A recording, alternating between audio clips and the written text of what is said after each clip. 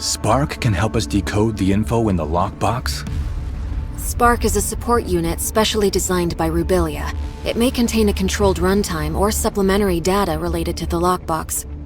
What Lynn said was indeed possible. We may have the data, but not a way to read the data. Spark may be the thing we need. Archon Larson, please wait in the infirmary with the rest.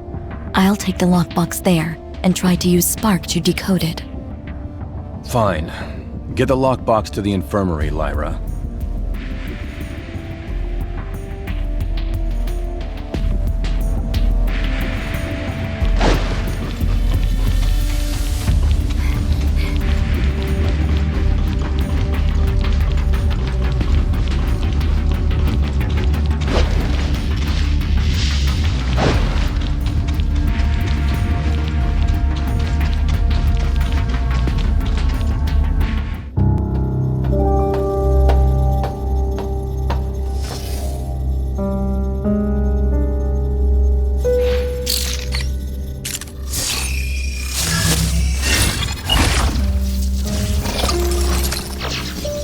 Lynn, I can't imagine what you're feeling while reading this message.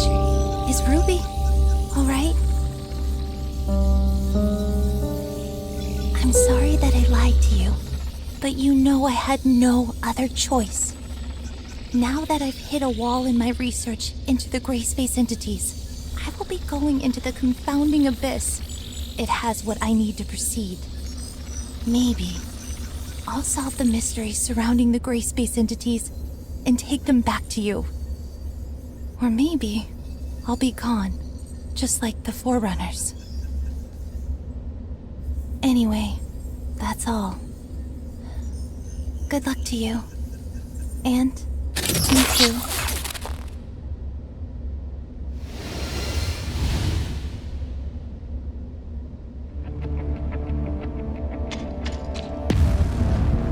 So Rubilia went there. What does she intend to do? Archon Larson, I suggest that we immediately relaunch the exploration of the Confounding Abyss. If Rubilia was really in there, it would be in our best interest to locate her ASAP. Lynn, do you think Rubilia could have survived in a place like the Confounding Abyss? I don't know. However, in the message she left, she said there was something she needed inside the Confounding Abyss. She knew very well how treacherous that place was, and I believe she had taken all precautions. I agree with Miss Lynn. Dr. Rubilia's knowledge of the gray space entities far exceeds ours. If we could find her, or at least more of her research data, it would greatly benefit us. Just a moment, you two. Rubilia left this video clip over 2 years ago. We cannot be sure if she really did go into the Confounding Abyss, or if she is still alive. Even if we are to relaunch the exploration into the Confounding Abyss, it'll take a lot of time to get everything prepared. I trust that no one wants to repeat the same tragedy. Lyra is right. Before we relaunch the exploration, we better be fully prepared for anything. Lifting the lockdown on Confounding Abyss will take some time. Go and take some rest and relaxation. I'll have Captain Saki Fuwa contact you when we make progress. You look like you have something to say. Miss Lynn, what kind of place is that Confounding Abyss that you just talked about? About that, few people in Meroria know this, but you should have heard about the Second City, right? We've seen it in the archives. Well, about 20 years ago, Meroria's exploration teams discovered a gigantic underground space and proposed plans for a third city. Within the following years, after the underground space was discovered, Meroria must have sent hundreds of explorers in different batches to lay the foundation for the project and explore its depths. Everything was going smoothly, then all contact was suddenly lost. No communication, no responses. Everything just went dead. The people, the equipment. There's no sign of either. What's more, its terrain seemed to have undergone drastic changes. Nothing obeyed our known laws of physics. It seemed to be a gateway to another world. So, that's why it's called the Confounding Abyss? That's right. Also, based on the images sent back by the droids, there are ruins left behind by an unknown civilization on the other side. It has been a closely kept secret within Meroria.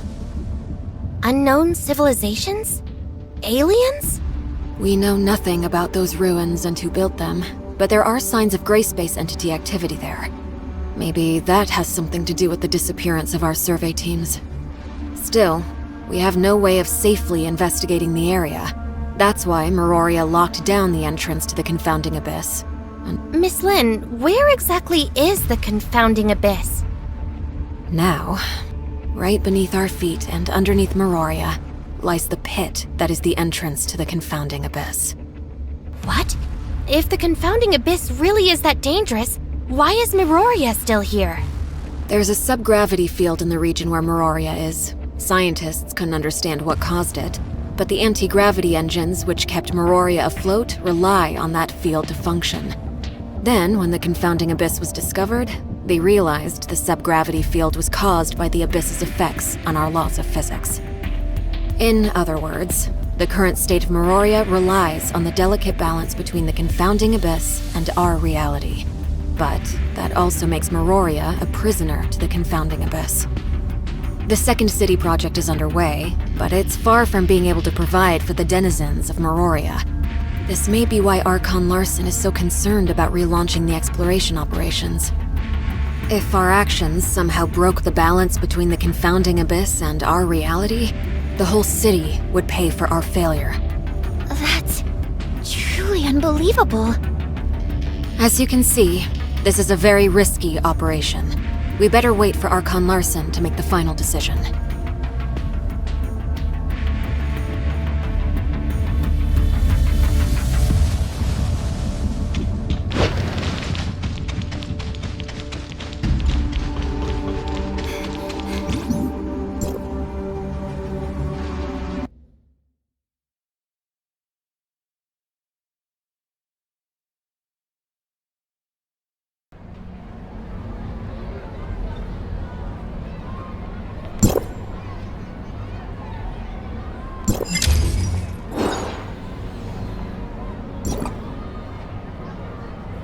Executor, Archon Larson invites the both of you to attend the meeting at the headquarters. It's about the Confounding Abyss. Has Archon Larson decided to relaunch the exploration operations? Maybe. I'm almost at the headquarters. I'll see you in a bit.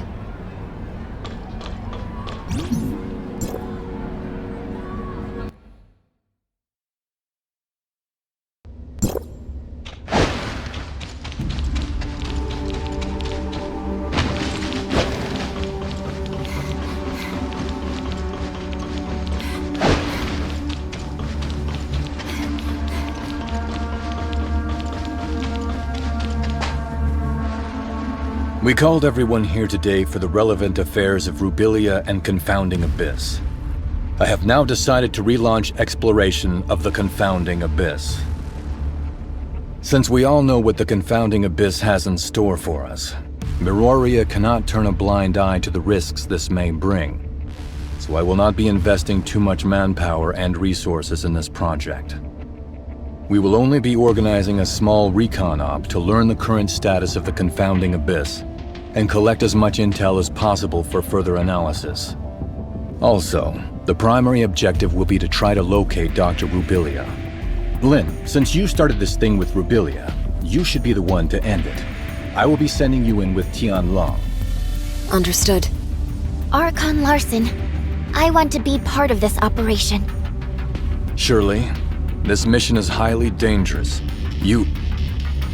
I want to unveil the secrets of the gray space entities. Please, allow me to come with you. Count me in. I want to join the operation as well. If that's so, Lyra, why don't you brief everyone? The space inside the Confounding Abyss is too unstable to maintain a space rift for long, so the mission squad will be equipped with a mini space rift generator to establish a temporary space rift. However, please beware that this temporary space rift will only allow a single person to travel through at any given time, and will need to be recharged after each use.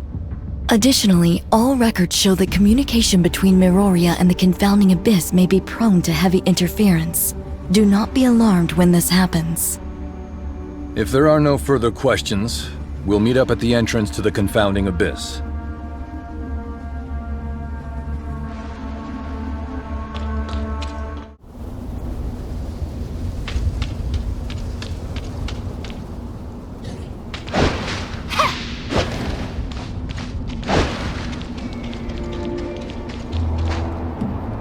Now that we're all here, let's get ready to head out.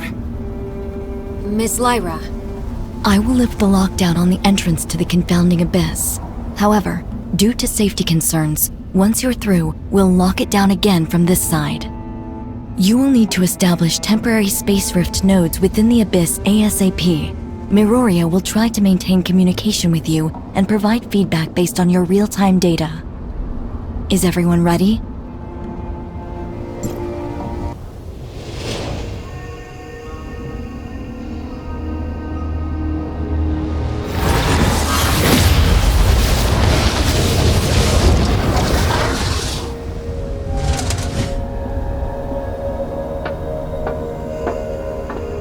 If you encounter anything more than you can handle, contact us immediately. Do not act recklessly. I will. Let's go.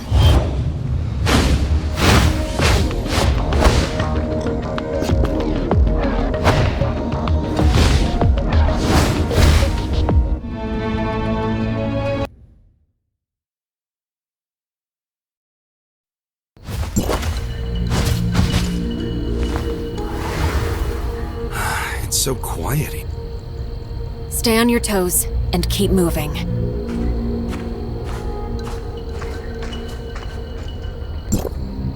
Lyra, we've reached the ruins of the Third City. Nothing out of the ordinary so far. Roger that. Communication signal is stable. That's good news. The entrance to deeper levels lies within the ruins of the city. Lynn, locate the entrance as soon as you can and establish a space rift once you're inside. The squad's sensor will feed the environmental data to our technicians, and we'll give you the coordinates of a good location to set up a space rift. What should we do if our communication is down? We know nothing about what goes on inside the Abyss, so trust your training. Right! That's a good answer. Thanks. We'll need to establish at least one temporary space rift for the follow-up operations. Time is of the essence. Let's move out.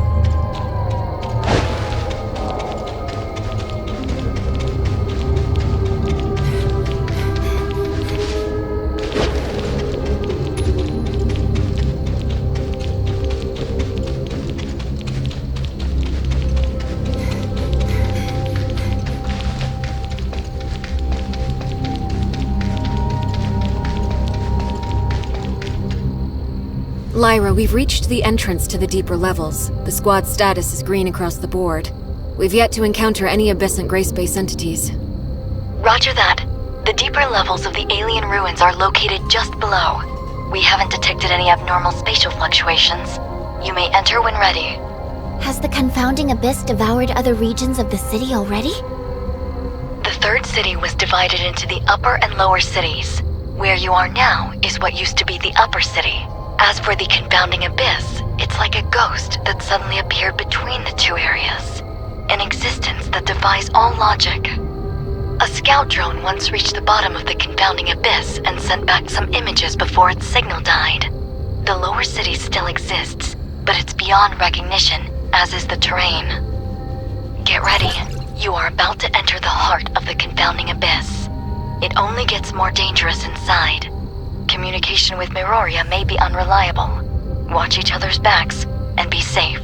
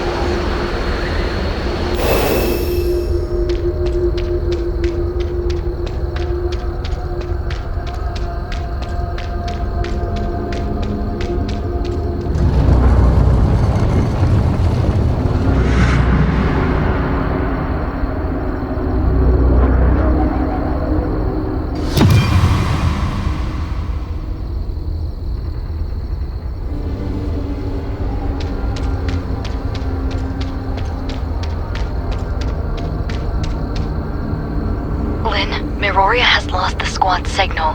How are things on your end? We are now within the Confounding Abyss. We have visuals of the alien ruins. We've detected slight omnium fluctuations around your area. The nature of those fluctuations matches with the signals from your space rift beacons.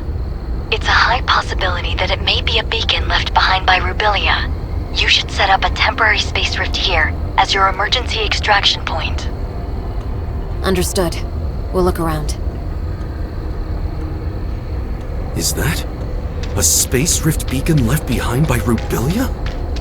Maybe we can try to reactivate it.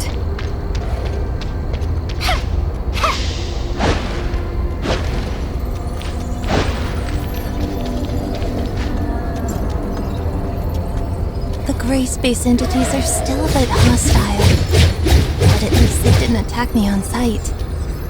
That means my gray space entity Christomax implant is working. This is a video message from Rubilia. Overall, things are going smoothly. I did lose my supply backpack while scaling the cliff. All I have now is half an energy bar in my pocket. I wonder how long it can last me. I have long passed the point of no return. Maybe this is the end of the journey for me. Lynn, the doctor. She must have left other clues. Continue your search.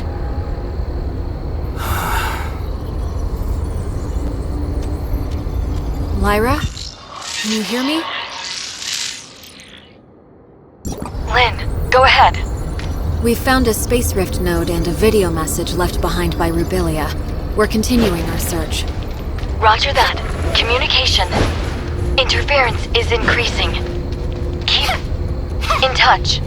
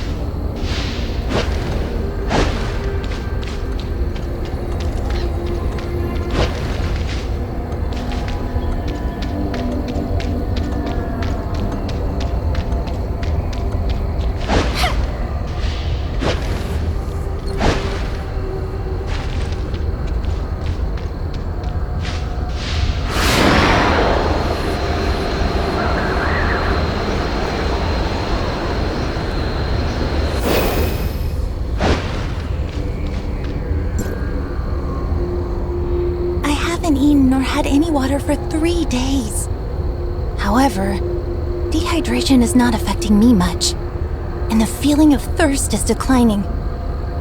I think the Christomax implant is changing me. I can feel there's special energy within the space that is slowly being absorbed by me. This feeling is becoming more and more tangible. I believe this special energy matter is what sustains the gray space entities. They are unlike us humans. They don't need to turn food into energy Now, very few gray space entities take note of me, and they are no longer hostile at all. Maybe to them, I'm just a deformed gray space entity. I had a strange dream last night. I cannot recall the dream exactly, but I remember the voice I heard in the dream. I can still hear it, even after I woke up. It's something deep, low, and slow. Not unlike the whale songs in the ocean. But I don't know whether it's in my head playing tricks on me, or is it something real? The Crystamax implant may be affecting my central nervous system. I am slowly losing control of myself. I'm running out of time. The Crystamax implant is slowly turning the Doctor into a gray space entity. I hope she knew what she was doing.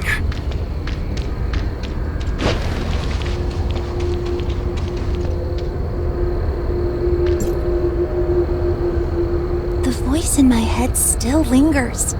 It's there, calling. I just can't answer it.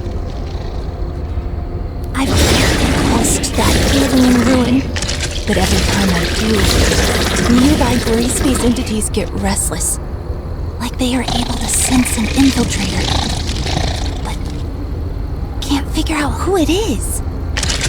But I'm not sure how much camouflage my alteration gives me, so I'm hesitant to try to reach the ruins again. I need time to change into them. Lyra? Lyra? Communication is cut off. Yeah, I can also feel the atmosphere becoming tense around here. Should we keep moving, or wait until the communication is restored? It's highly unstable here. We better not dawdle. Let's keep moving. Whatever you say.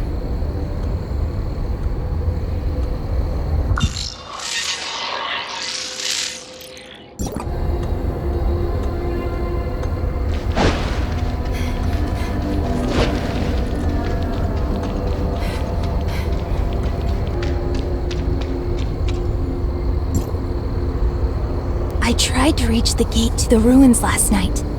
Those horrific things surrounded me. They looked dumbfounded, but not hostile. I wonder if that means they've accepted me into them. The burning sensation caused by my implant is gone. Any sensations on my skin are becoming dull. My central nervous system is losing functionality, replaced by a kind of indescribable sensation. The voice in my head is becoming clear, but sharp, and I'm finding it hard to focus my mind on thinking. It's definitely not good news to me. Before the voice in my head completely devours me, what more can I do? Maybe it's time to open that gate. I have a feeling that the answer I seek lies behind that gate. There are no second chances for me now. I, Rubilia, a human, will embrace my own in there. Haranobu, Lynn, Ruby, I can only hope that I didn't disappoint you. Our objective must lie within. Lynn, do we just go in like this? You're scared? No. It just feels strange.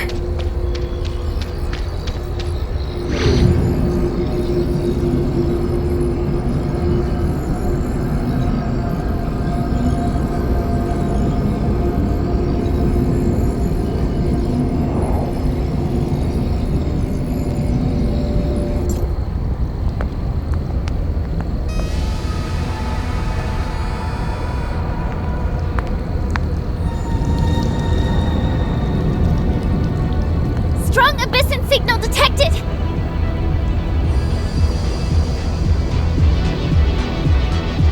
This enemy, is it Rubilia?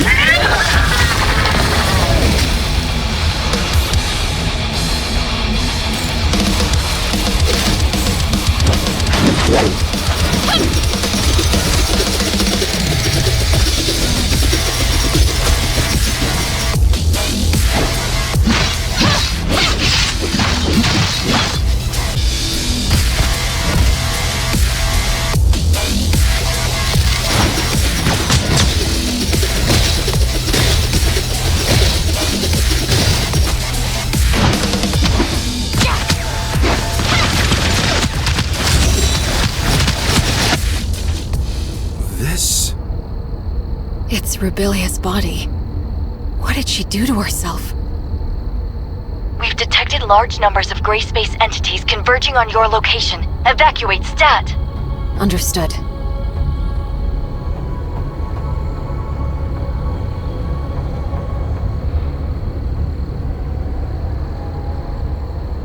The capacity of the space rift is limited. We'll need to go through it in pairs. Tianlong, take her back. Yeah, be careful.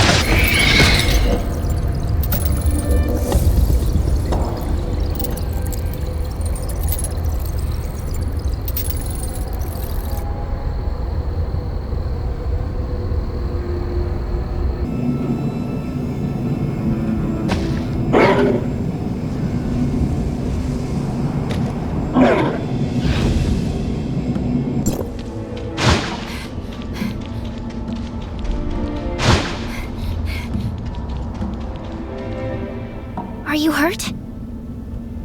I'm fine. Don't worry. That's good to hear. Lin and Tianlong were recalled to headquarters already, and we just received news that Ruby came too. Ruby's awake? Right. Miss Lin said Ruby waking up might have something to do with us rescuing Dr. Rubilia. We better check on her since you don't have anything to do at the moment.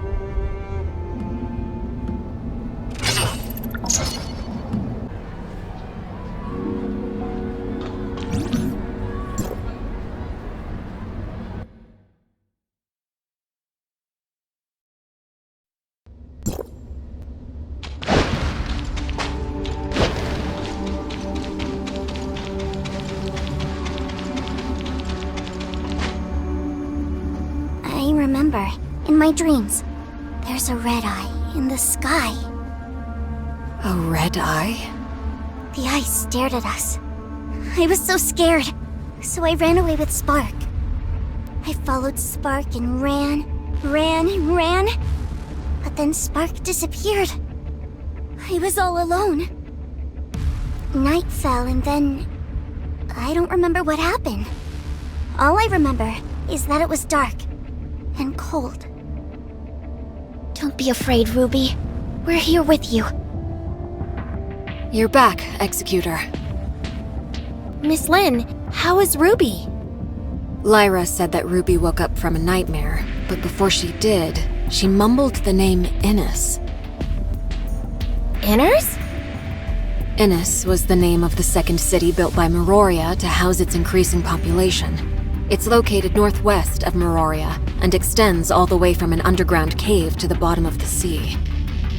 But Ruby has never been to that underwater city. I don't know how she knew about it. Besides, Ruby is yet to be able to accurately debrief us on what she saw in her dream. She does not even remember ever mentioning the name Innes. I mean, She was just woken up and is not completely stable. I plan to let her rest for a few days. Let's go check on Rubilia first. She's in another lab, under Archon Larson's watch. Lynn, are you going away again? We'll be back soon. I promise.